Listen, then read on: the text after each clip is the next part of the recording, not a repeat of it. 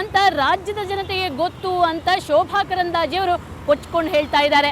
ಆದರೆ ಅವರ ಇಂಧನ ಇಲಾಖೆಯಲ್ಲಿ ಅದೆಷ್ಟು ಇಲಿ ಹೆಗ್ಗಣಗಳು ಸೇರಿಕೊಂಡಿವೆ ಅನ್ನೋದು ಗೊತ್ತಾ? ಆ ಇಲಿ ಹೆಗ್ಗಣಗಳು ಯಾವ ರೀತಿ ಇಲಾಖೆಯ ಸಂಪತ್ತು, ಮಾನ, ಮರ್ಯಾದೆ ಮತ್ತು ಗ್ರಾಹಕರು ಇಟ್ಟಿರುವಂತಹ ನಂಬಿಕೆಯನ್ನು ಕೆರೆದು ತಿಂತಿವೆ ಅನ್ನೋದು ಗೊತ್ತಾ? ಮೀಟರ್ ಇಲಾಖೆಯಲ್ಲಿ ವೆಂಕಟಶಿವರೆಡ್ಡಿ ಅಂತ ಅಧಿಕಾರಿಗಳು ಮೀಟರ್ ಟ್ಯಾಂಪರಿಂಗ್, ಮೀಟರ್ ಜಂಪಿಂಗ್ ಮತ್ತು ಬ್ಲ್ಯಾಕ್ ಬಿಲ್ ಮಾಡಿ ಗ್ರಾಹಕರನ್ನ ಯಾವ ರೀತಿ ಬ್ಲ್ಯಾಕ್ ಮೇಲ್ ಮಾಡ್ತಿದ್ದಾರೆ ಅನ್ನೋದು ಗೊತ್ತಾ? ಗೊತ್ತಿಲ್ಲ ಅಂದ್ರೆ ಈ ವರದಿ ನೋಡ್ಲಿ. ಈ ಎಲೆಕ್ಟ್ರಾನಿಕ್ ಡಿಜಿಟಲ್ ಮೀಟರ್ ಓಡ್ತಿರುವ ಪರಿ ನೋಡಿ. ಇದು ರೇಸ್ ಕುದುರೆಗಿಂತಲೂ ವೇಗವಾಗಿ ಓಡ್ತಿದೆ, ಕಾಂಗರಿಗಿಂತಲೂ ಭರ್ಜರಿಯಾಗಿ ಜಂಪ್ ಮಾಡ್ತಿದೆ. ಸಾಮಾನ್ಯವಾಗಿ ಒಂದರ ನಂತರ ಎರಡು, ಎರಡರ ನಂತರ ಮೂರು, ಹೀಗೆ ಲೆಕ್ಕ ಮುಂದುವರಿಯುತ್ತೆ. ಆದರೆ ಸರ್ಕಾರವೇ ಚೆಕ್ ಮಾಡಿ, ಪ್ರಮಾಣೀಕರಿಸಿ, ಸೀಲ್ ಹಾಕಿ ತಮ್ಮದೇ ಮಳಿಗೆಗಳಲ್ಲಿ ಮಾರುವ ಈ ಮೀಟರ್ಗಳು ಮಾತ್ರ ಈ ಲೆಕ್ಕಾಚಾರವನ್ನೇ ಮರೆತಂತೆ ಜಿಗಿಯುತ್ತಿವೆ. ಈ ಮೀಟರ್ ಅನ್ನೇ ನೋಡಿ, ಇದು 36ರ ನಂತರ ಒಂದೇ ಸಮನೆ 75ಕ್ಕೆ ಜಿಗಿಯಿತು. ಇದೇ ರೀತಿ ಪ್ರತಿ ಬಾರಿಯೂ ಜಂಪ್ ಮಾಡುತ್ತಿರುತ್ತಂತೆ. ಈ ರೀತಿ ಲೆಕ್ಕ ಮರೆತು ಜಿಗಿಯುತ್ತಿದ್ದಂತೆ ಮನೆ ಮಾಲೀಕ ರಾಜ್ಗೋಪಾಲ್ ಅವರ ಹಾರ್ಟ್ ಬೀಟು ಹೆಚ್ಚುತ್ತಿದೆ. ಇವರು ಪ್ರತಿ ತಿಂಗಳು 1,500ರಿಂದ 3,000 ರೂಪಾಯಿಗೂ ಹೆಚ್ಚು ಎಕ್ಸ್ಟ್ರಾ ಬಿಲ್ ಕಟ್ತಿದಾರಂತೆ. 3 ಪಾಯಿಂಟು ಕರೆಕ್ಟಾಗಿ ಒಂದೊಂದು ಪಾಯಿಂಟ್ ಜಂಪ್ ಆಗುತ್ತೆ. ಅದಾದಮೇಲೆ 2 ಪಾಯಿಂಟು 3 ಪಾಯಿಂಟ್ ಜಂಪ್ ಆಗ್ತಾ ಇದೆ. ಮತ್ತು ನಾನು ನಮ್ಮ ಫ್ರೆಂಡ್ ಅವ್ರದ್ದು ಇದೇ ಥರನೇ ಪ್ರಾಬ್ಲಮ್ ಇದೆಯಾ ಅಂತ ಒಂದು ಸಾರಿ ಕೇಳಿ ನೋಡಿದೆ. ಅವ್ರು ಬಂದು ನೋಡಿ ನಮ್ಗೆ ಗೊತ್ತಾಗಲ್ಲ ಅಂತ ಹೇಳಿದ್ರು. ಮತ್ತು ಅದು ನೋಡೋದನ್ನು ಅದನ್ನು ಅದೇ ಥರನೇ ಪ್ರಾಬ್ಲಮ್ ಇತ್ತು. 1,500 ರೂಪಾಯಿ ತಿಂಗಳಿಗೆ ನಾವು ಯಾವ ಥರ ನಾವು ಯೂಸ್ ಮಾಡ್ತೀರೋ ಅದ್ರ ಮೇಲೆ ಡಿಪೆಂಡ್ ಆಗುತ್ತೆ. ನಮ್ಗೆ ನೋಡಿ ಈ ತಿಂಗಳು 7,800 ರೂಪಾಯಿ ಬಂದಿದೆ. 1,500 ರೂಪಾಯಿ ಜಾಸ್ತಿ ಅನ್ನಿಸ್ತಾ ಇದೆ. ಇದು ಇವರೊಬ್ಬರ ದೂರಲ್ಲ. ಮೀಟರ್ ಜಂಪ್ ಗಮನಿಸಿರುವ ನೂರಾರು ಗ್ರಾಹಕರ ಅಳಲು. ಸ್ವತಃ ಸರ್ಕಾರವೇ ಗ್ರಾಹಕರಿಗೆ ಮಾರುತ್ತಿರುವ ಎಲ್ಲ L&T ಕಂಪನಿಯ ಎಲೆಕ್ಟ್ರಾನಿಕ್ ಡಿಜಿಟಲ್ ಮೀಟರ್ಗಳು ತಾಳ ತಪ್ಪಿ ಓಡುತ್ತಿವೆ. ಅದು ಮೀಟರು ಡಿಜಿಟ್ಸು ಸರಿಯಾಗಿ ರನ್ ಆಗಲ್ಲ, ಜಂಪ್ ಆಗುತ್ತೆ. ಅಂತಂದರೆ ಡಿಜಿಟ್ಸು 1 2 3 4 ಆ ಥರ ಕಂಟಿನ್ಯೂಸ್ ಆಗಿ ರನ್ ಆಗಬೇಕು. ಅದು ಬಂದುಬಿಟ್ಟು 1 2 3 ಬಂದರೆ ಆಲ್ ಆಫ್ ಎ ಸಡನ್ 9 ಅಥವಾ 10 ಆ ಥರ ಜಂಪ್ ಆಗುತ್ತೆ. ಆದ್ದರಿಂದ ನಾರ್ಮಲಾಗಿ ಎವ್ರಿ ಮಂತ್ ನಮಗೆ 30 to 35% ಎಕ್ಸ್ಟ್ರಾ ಬಿಲ್ ಬರುತ್ತೆ. ಎವ್ರಿ ಮಂತ್ 30 to 35% ಬಿಲ್ಲು ಜಾಸ್ತಿ ಅಂತಂದರೆ, ಫಾರ್ ಎಕ್ಸಾಂಪಲ್ ನಾವು ಇವಾಗ 40,000 to 45,000 ರೂಪೀಸ್ ಪೇಮೆಂಟ್ ಮಾಡ್ತಾಯಿದ್ದೀವಿ ಪರ್ ಮಂತ್.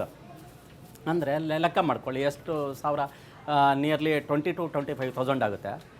ಆ ಥರ ಅಂತಂದರೆ ಎಷ್ಟೊಂದು ಮೀಟ್ರಿದೆ, ಎಷ್ಟೊಂದು ಕೋಟಿ ಆಗುತ್ತೆ. ಈ ಥರ ಗೌರ್ಮೆಂಟ್ನವರು ಈ ಥರ ಮಾಡೋದು ಸರಿನಾ? ಇನ್ನು ಇವರ ಗೋಳಿನ ಕತೆ ಕೇಳಿ. 2 months ಬ್ಯಾಕ್ ಒಂದು ಮೀಟ್ರ್ ಪ್ರಾಬ್ಲಮ್ ಇತ್ತು, ಅದು ಓಡ್ತಾ ಇರಲಿಲ್ಲ. ಇಮಿಡಿಯೇಟಾಗಿ ನಾನು ಒಂದು ಕಾಂಟ್ರಾಕ್ಟ್ರಿಗೆ ಹೇಳಿದೆ ಅದು ಚೇಂಜ್ ಮಾಡಿ ಅಂತ. ಅವ್ರಿಗೂ 1,000 ರೂಪಾಯಿ ಎಕ್ಸ್ಟ್ರಾ ಅಮೌಂಟ್ ಕೊಟ್ಟು 1,200 ರೂಪಾಯಿ ಮೀಟ್ರ್ ಅಂತೆ 2,200 ಕೊಟ್ಟಿದ್ದೀನಿ. ಬಟ್ 2 monthsಯಿಂದ ಮೀಟ್ರ್ ರೀಡಿಂಗಲ್ಲಿ 40,000 ಅಂತ ಬಿಲ್ ಬಂದಿದೆ. ಬಿಲ್ಲು ಇದೆ ನನ್ನ ಹತ್ರ.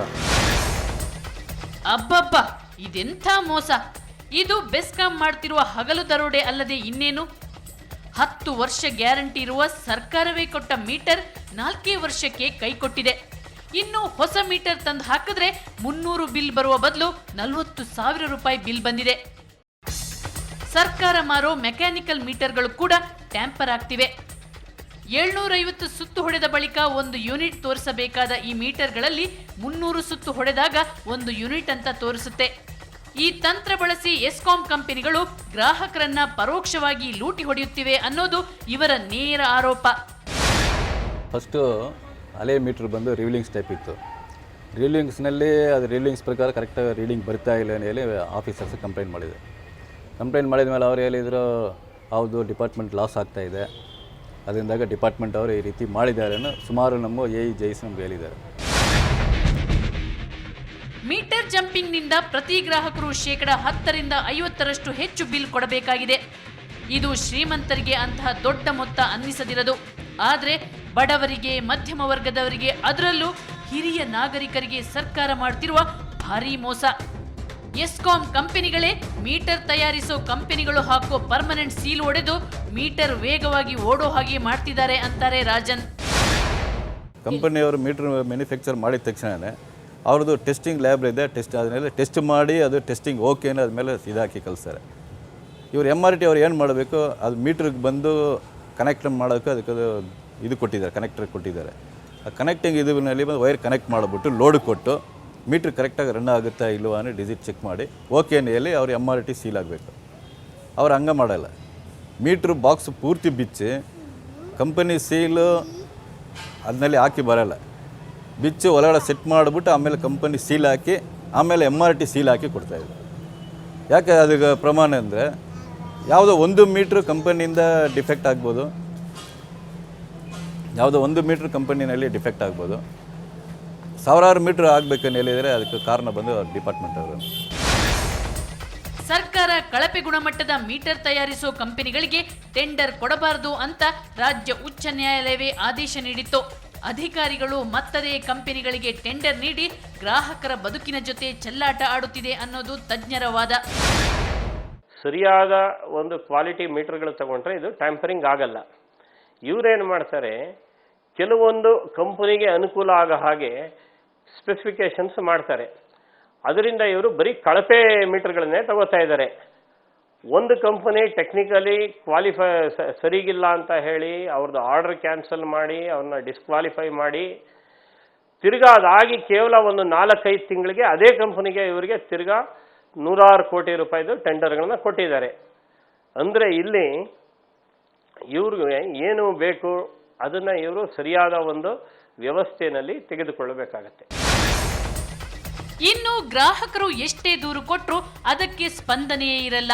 ಗ್ರಾಹಕನ ದೂರು ಆಲಿಸಲಿರೋ ಅಪ್ಲೆಂಟ್ ಅಥಾರಿಟಿ ಅಂತೂ ಎಸ್ಕಾಂ ಕಂಪನಿಗಳ ಪರವಾಗಿಯೇ ನ್ಯಾಯ ಕೊಡುತ್ತೆ. ಪ್ರತಿ ತಪ್ಪನ್ನ ಗ್ರಾಹಕನ ಮೇಲೆ ಹೊರಿಸಿ ಮತ್ತೆ ಆತನಿಂದಲೇ ಎಕ್ಸ್ಟ್ರಾ ಹಣ ವಸೂಲಿ ಮಾಡ್ತಿವೆ.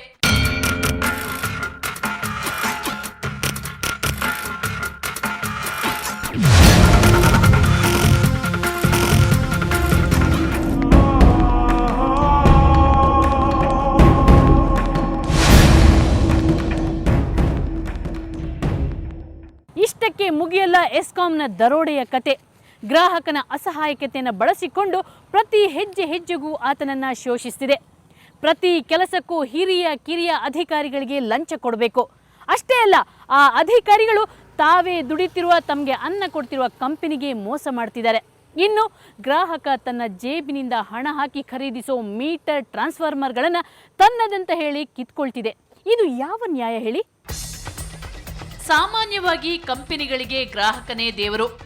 ಆದರೆ ನಮ್ಮ ಸರ್ಕಾರಿ ಸ್ವಾಮ್ಯದ ಎಸ್ಕಾಂ ಕಂಪನಿಗಳು ಈ ಸೂತ್ರವನ್ನೇ ಮರೆತಿವೆ. ಅವುಗಳಿಗೆ ಗ್ರಾಹಕರನ್ನ ಶೋಷಿಸಿ ನೋವು ಕೊಟ್ಟು ಮೋಸ ಮಾಡಿ ಲಾಭ ಮಾಡೋದೇ ಗುರಿಯಾಗಿದೆ. ಇದಕ್ಕೆ ಒಂದು ಉದಾಹರಣೆ ತೋರಿಸ್ತೀನಿ ಬನ್ನಿ. ಇವರೇ ಡಾಕ್ಟರ್ PS ಪ್ರಕಾಶ್, ಬೆಂಗಳೂರಿನ ಕಮ್ಮನಹಳ್ಳಿ ನಿವಾಸಿ. ಇವರು ಮನೆಗೆ AC ತಂದ್ರು. ಇದರಿಂದ ಮನೆಯ ಮೀಟರ್ಗೆ ಲೋಡ್ ಜಾಸ್ತಿ ಆಗಿದೆ, ನೀವು ಟ್ರೈವೆಕ್ಟರ್ ಮೀಟರ್ ಹಾಕಿ ಅಂತ ಬೆಸ್ಕಾಂ ಇಂಜಿನಿಯರ್ ಹೇಳಿದ್ರಂತೆ. ಅದಕ್ಕೆ ಅವರು ಹೊಸ ಮೀಟರ್ ತಂದು ಹಾಕಿದ್ರು. ಆ ಬಳಿಕ ಬೆಸ್ಕಾಂ ಅಧಿಕಾರಿಗಳು ಪ್ರಕಾಶ್ ಅವರ ಹಳೆ ಮೀಟರ್ ಅನ್ನ ಬೆಸ್ಕಾಂಗೆ ಫ್ರೀಯಾಗಿ ಕೊಡಲು ಹೇಳಿದ್ರಂತೆ. ಆದ್ರೆ ಇದಕ್ಕೆ ಪ್ರಕಾಶ್ ಒಪ್ಪಲಿಲ್ಲ. ಯಾಕಂದ್ರೆ ಯಾವ ಬೇಸಿಸ್ ಮೇಲೆ ಕ್ಲೈಮ್ ಮಾಡ್ತಾ ಇದ್ದೀರಾ, ಇಲ್ಲ ನಿಮ್ಮ ಆರ್ಡರ್ ಕಾಪಿ ಕೊಡಿ, ಇಲ್ಲ ರೆಸಲ್ಯೂಷನ್ ಕಾಪಿ ಕೊಡಿ, ಅವ್ರು ಮತ್ತಿಲ್ಲ ಅಂತ ಹೇಳ್ತಾ ಇದ್ದಾರೆ. ಅದನ್ನು ಇದು ಕಂಪ್ಲೀಟ್ ಕಸ್ಟಮರ್ ಇದ್ರ ವೈಲೇಷನ್ ಅನ್ಸುತ್ತೆ. ಹೌದು, ಸರಿ, ಅದಕ್ಕೋಸ್ಕರ ಇದಾಗ್ತದೆ ಕ್ಲೈಮ್. ಇಲ್ಲ ನಮಗೆ ಇಲ್ಲ ಅಟ್ಲೀಸ್ಟ್ ನಮ್ಗೆ ವಾಪಸ್ಸಾರು ಕೊಡಿ ಮೀಟ್ರನ್ನ, ಇಲ್ಲ ಅಂದರೆ ಅಮೌಂಟ್ ಕೊಡಿ ಅಂತ ಕೇಳ್ತಾ ಇದ್ವಿ ಅಷ್ಟೇ. ಅದೆರಡು ಮಾಡ್ತಾ ಇಲ್ಲ ಅವರು ಅಷ್ಟೇ. ಅಂದ್ರೆ ನೀವು ಪರ್ಚೇಸ್ ಮಾಡಿದ ಗೂಡ್ಸ್ ಅವರು ಕೇಳಿ ಮಾಡಿದೆ ಹೆಂಗೆ ಬರುತ್ತೆ ನಮ್ಮ ಅವ್ರು ಹೇಳ್ತಾರೆ ನಮ್ಮ KPTC ಪ್ರಾಪರ್ಟಿ ಅಂತ ಅವ್ರು ಹೇಳ್ತಾ ಇದ್ದಾರೆ. ಅಲ್ಲಿ ಮೀಟ್ರಲ್ಲಿ ಕೂಡ ಪರ್ಚೇಸ್ ಬೆಲೆ ಕನ್ಸ್ಯೂಮ್ ಅಂತ ರೀಡಿಂಗಲ್ಲಿ ಇದೆ, ಅದು ಇದೆ, ಪರ್ಚೇಸ್ ಬಿಲ್ ಕೊಡ್ತಾ ಇದ್ದೀವಿ. But in spite of that they are climbing the property on what basis exactly we don't know. ಆ ಬಳಿಕ ಪ್ರಕಾಶ್ ಅವರಿಗೆ ಸಹಾಯಕ ಇಂಜಿನಿಯರ್ನಿಂದ ಒಂದು ಪತ್ರ ಬಂತು. ಅದರಲ್ಲಿ 3 ದಿನದೊಳಗೆ ಮೀಟರ್ ಸರೆಂಡರ್ ಮಾಡಿಲ್ಲ ಅಂದ್ರೆ ವಿದ್ಯುತ್ ಪೂರೈಕೆಯನ್ನೇ ನಿಲ್ಲಿಸ್ತೀವಿ ಅಂತ ಬರೆದಿತ್ತು. ಕಂಗಾಲಾದ ಪ್ರಕಾಶ್ ಫ್ರೀಯಾಗಿ ಮೀಟರ್ ಸರೆಂಡರ್ ಮಾಡಿದ್ರು. ಮೀಟರ್ ವಿಭಾಗ ಅನ್ನೋದು ಲೂಟಿಕೋರರ ಕೇಂದ್ರ ಆಗಿದೆ. ಇಲ್ಲಿನ ಮುಖ್ಯಸ್ಥರಾದ ವೆಂಕಟಶಿವರೆಡ್ಡಿಯವರಂತೂ ಗ್ರಾಹಕರ ನೋವಿಗೆ ಸ್ಪಂದಿಸದೆ ಬರೀ ಕಮಿಷನ್ ಕಿಕ್ಬ್ಯಾಕ್ ಲೆಕ್ಕಾಚಾರದಲ್ಲೇ ತೊಡಗಿದ್ದಾರೆ ಅನ್ನೋದು ಬೆಸ್ಕಾಂ ಗುತ್ತಿಗೆದಾರರ ಆರೋಪ. ಇದಕ್ಕಿಂತಲೂ ದೊಡ್ಡ ದರೋಡೆ ಕತೆ ಹೇಳ್ತೀನಿ ಕೇಳಿ. ವಾಣಿಜ್ಯ ಉದ್ದೇಶಕ್ಕಾಗಿ ವಿದ್ಯುತ್ ಬಳಸುವವರು ಸ್ವಂತ ದುಡ್ಡಿನಲ್ಲೇ ತಮ್ಮ ಜಾಗದಲ್ಲೇ ಟ್ರಾನ್ಸ್ಫಾರ್ಮರ್ಗಳನ್ನು ಹಾಕಬೇಕು. ಇದಕ್ಕೆ 5 ರಿಂದ 6 ಲಕ್ಷ ವೆಚ್ಚ ಆಗುತ್ತೆ. 1 ವರ್ಷದ ಬಳಿಕ ಇದು ತಮಗೆ ಸೇರಿದ ಆಸ್ತಿ ಅಂತ ಹೇಳಿ ಈ ಟ್ರಾನ್ಸ್ಫಾರ್ಮರ್ಗಳನ್ನ ಅನ್ಯಾಯವಾಗಿ ಬೆಸ್ಕಾಂ ಕಿತ್ಕೊಳ್ಳುತ್ತಂತೆ. 1 ವರ್ಷ ಆಗಿದ ತಕ್ಷಣ ಅವ್ರು ಏನು ಮಾಡ್ತಾರೆ, ನಮ್ಮದು ಅಂತ ತಗೊಳ್ತಾರೆ. ನಮ್ಮದು ಅಂತ ಹೇಳಿದರೆ ಮೇಂಟೆನೆನ್ಸ್ ಅವ್ರದ್ದು. ನಾಳೆ ಇವ್ರಿಗೆ ಏನೋ ಬಿಲ್ಡಿಂಗ್ ಬೇಡ ಇದು ಮಾಡಿದರೆ ಟ್ರಾನ್ಸ್ಫಾರ್ಮರ್ ಅವ್ರು ಕೊಟ್ಬಿಡಬೇಕು ಅಂತ. ಅದು ಇವಾಗ ಹೇಳ್ತಾ ಇದ್ದಾರೆ ಆ ರೀತಿ. ನಮಗೂ ಕೊಟ್ಬಿಡಬೇಕು ಈ ಟ್ರಾನ್ಸ್ಫಾರ್ಮರ್, ನಮ್ಮದು ನಮ್ಮ ಡಿಪಾರ್ಟ್ಮೆಂಟ್ ಸರಿ ಇದು, ಬೇಕಾದ್ರೆ ಇನ್ನೂ ಹೊಸ ತಗೋಬಹುದು. ನೀವು ಇನ್ನು ಬೇರೆನೇ ಮಾಡಬೇಕಂದ್ರೆ ಹೊಸ ತಗೊಳ್ಳಿ. ಇವಾಗ ಇದು LT ಇಂದ HT ನಾವು ಬಂದೇವೆ ಅಂದರೆ ದೊಡ್ಡ ಟ್ರಾನ್ಸ್ಫಾರ್ಮರ್ ತೊಗೋಬೇಕಂದ್ರೆ ಇವಾಗ ನಾವು ಟ್ರಾನ್ಸ್ಫಾರ್ಮರ್ ಕಂಪನಿಗೆ ಬಂದು ಇದು ಆಫ್ ರೇಟ್ಗೋ ಯಾವುದೋ ರೇಟ್ಗೋ ಒಂದು ಕೊಟ್ಟುಬಿಟ್ಟು ಹೊಸ ತೊಗೊಂಡಾಗಬೇಕು. ಹಂಗೆ ಇಲ್ಲಂತೆ, ನೀವು ಇದು ಬಂದು ನಮ್ಗೆ ಸಿಲಿಂಡರ್ ಮಾಡಿ. ಕಾನೂನಿನ ಪ್ರಕಾರ ಎಸ್ಕಾಂ ಗ್ರಾಹಕನ ಅನುಮತಿಯಿಂದ ಸೌಹಾರ್ದಯುತವಾಗಿ ಟ್ರಾನ್ಸ್ಫಾರ್ಮರ್ನನ್ನ ಬಳಸಿಕೊಳ್ಳಬಹುದೇ ಹೊರತು ತನ್ನದೆಂದು ಕಿತ್ತುಕೊಳ್ಳುವ ಹಾಗಿಲ್ಲ.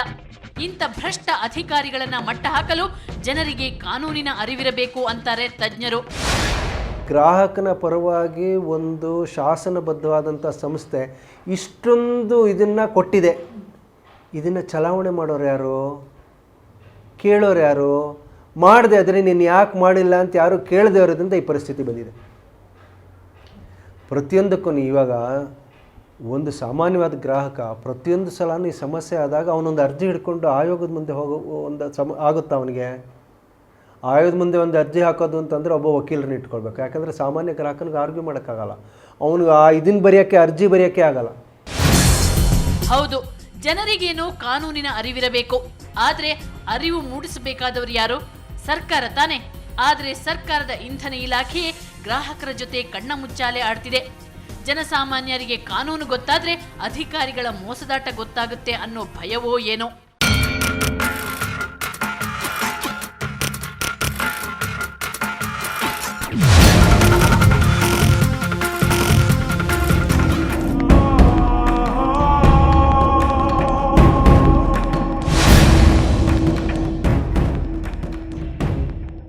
ಗ್ರಾಹಕರಿಗೆ ಎಸ್ಕಾಂ ಕಂಪನಿಗಳಿಗೆ ಮೋಸ ಆಗದಿರ್ಲಿಂತ ಸರ್ಕಾರ ಈ ರೀತಿಯ ಹೊಸ ಡಿಜಿಟಲ್ ಮೀಟರ್ಗಳನ್ನು ಬಿಟ್ಟಿದೆ. ಆದರೆ ಇದರಲ್ಲಿ ಮೋಸ ನಡೀತಿದೆ. ಇನ್ನೊಂದು ಸತ್ಯ ಗೊತ್ತಾ? ಈ ಮೀಟರ್ಗಳು ನಮ್ಮ ರಾಜ್ಯದಲ್ಲಿ 1100 ರೂಪಾಯಿಂದ ಪ್ರಾರಂಭ ಆಗುತ್ತೆ. ಆದರೆ ಹೊರ ರಾಜ್ಯಗಳಾದ ತಮಿಳುನಾಡಿನಲ್ಲಿ 450 ರೂಪಾಯಿ ಮತ್ತೆ ಆಂಧ್ರ ಪ್ರದೇಶದಲ್ಲಿ ಬರೀ 350 ರೂಪಾಯಿ ಸಿಗ್ತಿದೆ. ನೋಡಿದ್ರಲ್ಲ ನಮ್ಮ ಅಧಿಕಾರಿಗಳ ಲೂಟಿಯ ಕತೆ. ಈ ಅಧಿಕಾರಿಗಳ ಇನ್ನಷ್ಟು ಲೂಟಿ ಮತ್ತು ಹಗರಣದ ಕತೆ ಇದೆ. ಅದನ್ನು ತಿಳಿಸ್ತೀನಿ ಒಂದು ಸಣ್ಣ ಬ್ರೇಕ್ನ ನಂತರ.